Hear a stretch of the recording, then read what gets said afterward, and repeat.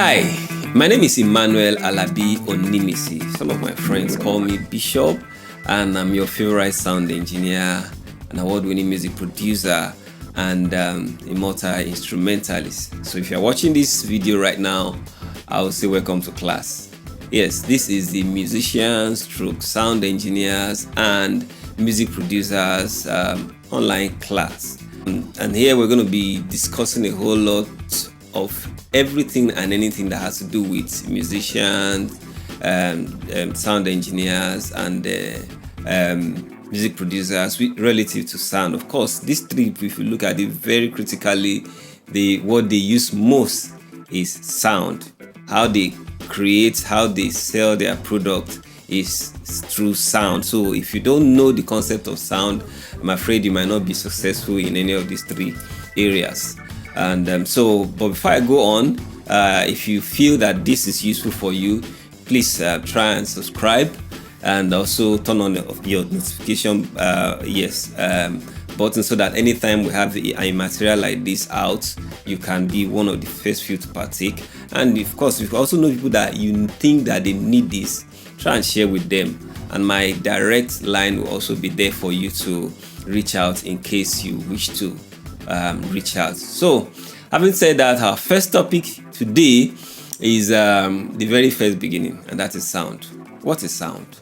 It's a complex question, but let me just narrow it down. From my elementary physics, it will tell you sound is a disturbance in the air that can be detected by the ear, because that's the hearing organ. That's the sense organ through which you can perceive or sense sound. So having said that, it means as a sound engineer, your best tool is your ear. If you are deaf, you can't. I'm sorry. And of course, when you're talking of being deaf now, there are people that are partially deaf, and that's as a result of what they've exposed themselves to.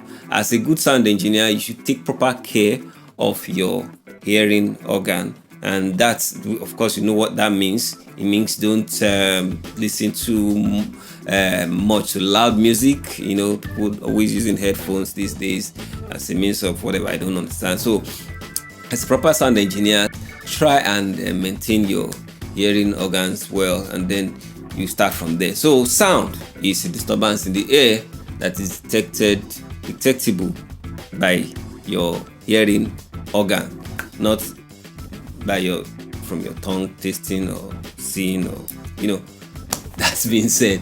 So move on. I haven't defined what sound is. I quickly want to address something that has been a bit of controversial topic. I've heard people argue a lot about, and that's what's the difference between sound engineer and an audio engineer. Sound engineer and audio engineer. Some people feel that it's the more professional way to call it is when you say audio engineer. Of course, that's not totally true. A sound engineer is someone that works on live sound. What does that mean? Someone that is on the console while you are in a live program, while you are in a concert, while you are in a church service, while you are in a symposium, while you're listening to the speaker directly or the band playing directly. The person that engineers that sound, that makes it possible for you to hear, is the person that they call sound engineer. But an audio engineer is a person in the studio, and what that means is that mostly audio engineer works on post-production. So they take the raw material, work on it, and then give you for you to listen to later on. Again, let me explain it this other way. What it means is that a sound engineer, his job is, as at the moment as they are playing it live, you're hearing it. An audio engineer can take that program, record it, take it to the studio, do some post-production on it, probably cut out some things, edit, mix, master, and then they send it out online through your CD, any media you want to hear it from, and you can hear it later. So that person is called an audio engineer. So you can decide to be strictly an audio engineer or strictly a sound engineer. And if you can be both. You understand? So that's just the difference by way of clarification. So having said that now, I want to quickly also, because all what I want to just discuss today is the concept of sound itself, before we now start going into all those other. Nothing is difficult when it comes to sound, so just prepare your mind. I want to make it as simple as possible.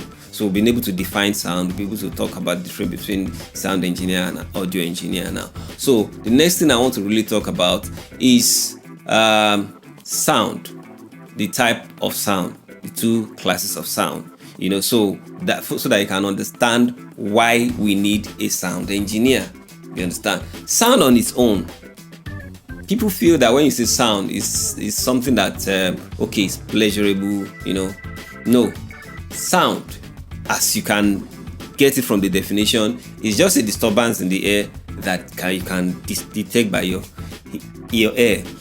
So now, but this sound can be unpleasant, and it also can be pleasant. When it's unpleasant, it's called noise. When it's pleasant, it's either music or an engineered sound or a mixed sound. When it's unpleasant, it's noise. When it's pleasant, it's an engineered sound. So let me quickly talk about this, then we can call it a day for today's class. Now, when it's noise, what is noise?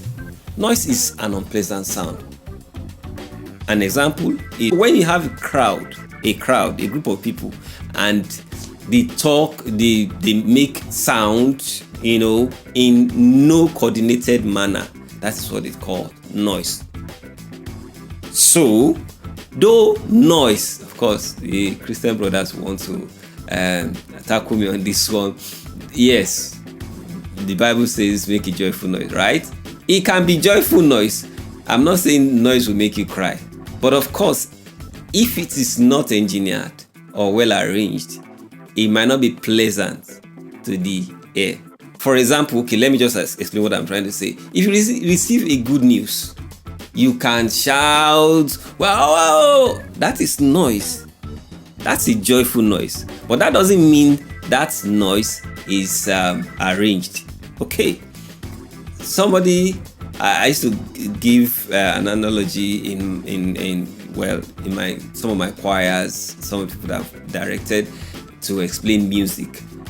When we can be in a room, maybe a couple of people sitting down, minding their business, doing their things silently, and someone's just banging, just rushing and start shouting, thief, thief, thief, thief. What's the first reaction? Everybody will be scared. People want to run out. The same person can just open the door silently and start clapping, holy, holy, which means thief in Yoruba. So, you just probably just look at the person like, are you okay? Yeah, because it's funny, because it's coordinated. So that's just way of understanding the difference between noise and arranged sound. Okay, so that now takes us to our job as a sound engineer or an audio engineer. Mind you, in this forum or in this class, I'm going to be using the words interchangeably, okay? But I've given the difference. I've explained the difference between the two. So now, our job is to coordinate that sound. So let me take you to the concert, for example, or a church service. Do you know if the console goes off, or maybe there's a light out, do you know you hear that people were actually talking? You can hear noise, so to say. But when the console comes up, because the sound is a bit above every other person's in the crowd, the level is higher, because it's coming through a public address system that is called a PA. We're going to go into that later. That also is so that you take your attention away from the immediate person around you and then focus your attention on the important or the relevant person at that event. Maybe the chairman is giving a speech in a wedding, for example. People are eating, plates are, going. The chairman didn't need to, if the sound is okay, does not need to start shouting, hey, listen to me. Listen. By the time he said, good afternoon, ladies and gentlemen, everybody's attention is there. Or the MC said, hello, everybody, we are welcome. Everybody's attention is there. Now, that is the work of an engineer. Again, apart from creating or diverting attention to that podium, to that stage, your job again is to also regulate everybody on that stage in order of preference. So, say for example, I have the musicians and the singer. Of course, I need to hear the singers, even though the musicians are giving the grooves. But I need to hear the singers so that I can feel the melody. I can feel the message rather of the music coming up. Then, when it still comes to music again, the musicians again, when it comes to instruments again, there are still instruments that takes the priority. There is a constant rhythm from the drums, if it's, of course, contemporary kind of music, or if it is talking drum. You have to give it the right frequency to be able to appreciate that sound at that time. So, being able to put all these things together, the right volume, panning into what side you want to put it, the right frequency, the right effect processor, what should you add, echo to, what should you add, reverb to, what should you add delay to, some people will tell me that's more, of course, delay. So what should you add all these things to, and at what portion should you add them?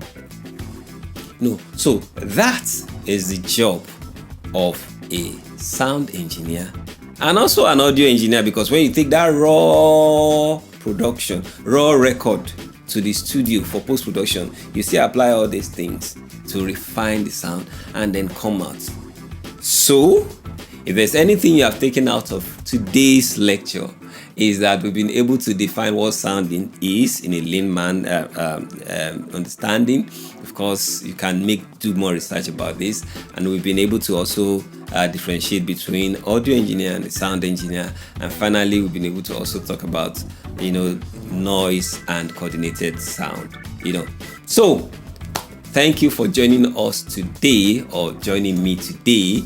I'm really I really appreciate that, and I hope to see you in the next class. My name again is Emmanuel Alabi Onimisi. I'll catch you in the next class. Thank you.